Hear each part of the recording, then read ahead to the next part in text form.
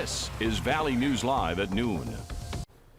The wind continues to be an issue today, and blowing snow in the region is once again impacting our roads. The city of Fargo just closed 19th Avenue North between 18th Street and Dakota Drive just 30 minutes ago. You're encouraged to use 12th Avenue North as an alternative route. Those headed to the airport should take 18th Street North to Dakota Drive and follow Dakota Drive to get to the airport. Now let's look at the road conditions across the whole state. In North Dakota, I-29 has opened from Jamestown to Valley City, but remains closed from Valley City to Fargo. The same goes for I-29 from Fargo to the South Dakota border. The southeastern part of the state is still under a no travel advisory, shaded there in red. The purple shows a travel alert for the northern parts of the valley. Now over in Minnesota, portions of I-94 are partially covered in snow. The stretch from Highway 10 from Fargo to Holly has visibility at half a mile or less from blowing snow. The blue shows roads that are partially covered in snow. Now let's go over to Summer Schnellbach with a quick look at the weather. Summer.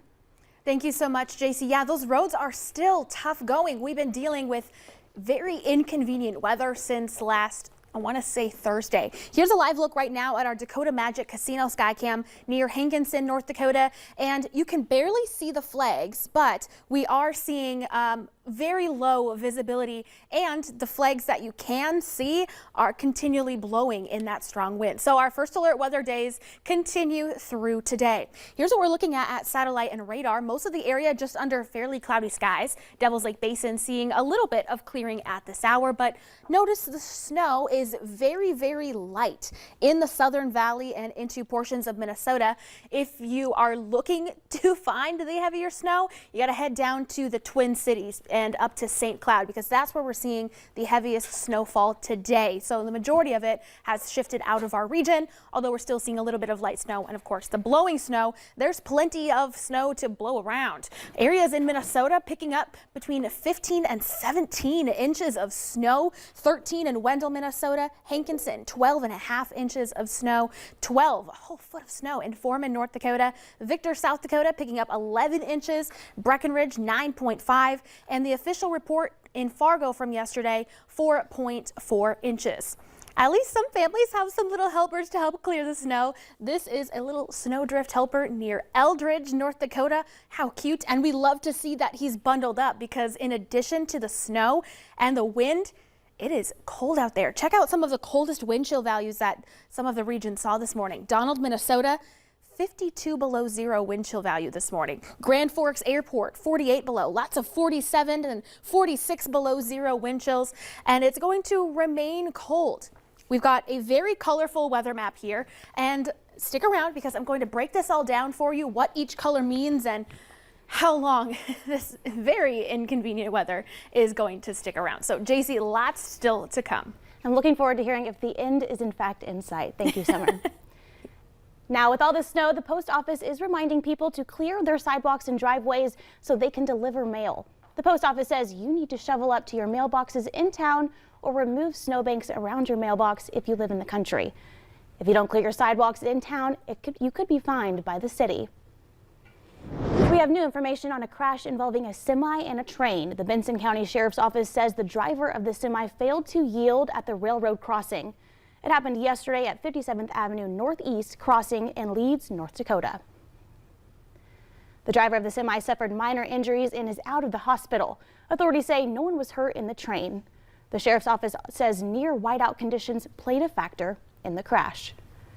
A Georgia jury returned a guilty verdict in the federal hate crimes trial of the three men who were convicted of murdering Ahmaud Arbery.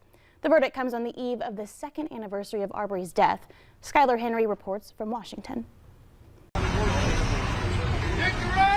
Ahmaud Arbery's family raised their arms in victory Tuesday. I knew Ahmaud's hands was in this from the very beginning. Amen. The way Ahmaud left here, I knew that we would get victory on the state level and in the federal level. A federal jury found racism motivated three white men to chase down and kill 25-year-old Ahmaud Arbery while he was out jogging 2 years ago. Defense attorneys for Travis and Gregory McMichael and William Roddy Bryan tried to argue the men believed Arbery was involved in criminal activity.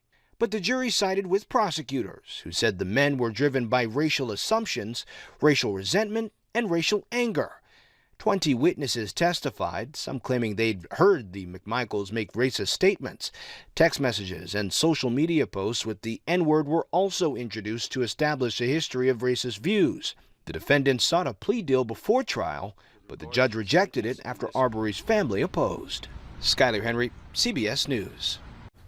All three men were already serving life sentences. Only William Rody Bryan has the possibility of parole in 30 years. 2 Minnesota prison guards are recovering from injuries after being attacked by an inmate. It happened Saturday during a routine cell search at the Stillwater facility, which is still on lockdown. The inmate has been moved to the maximum security prison in Oak Park Heights. Should businesses be able to refuse to work with the same-sex couples? That's what the Supreme Court has to decide. It's agreed to take up a case next term out of Colorado, where a graphic designer who creates wedding websites says she doesn't want to work with same-sex couples because of religious objections. She says she wants to put up a web page explaining why she won't create websites for same-sex couples, but a page like that is illegal under Colorado law. Coming up at noon, if you're an AT&T customer with older model devices, you may lose service today. Coming up at noon, we'll tell you why. But next, weather to plan your day.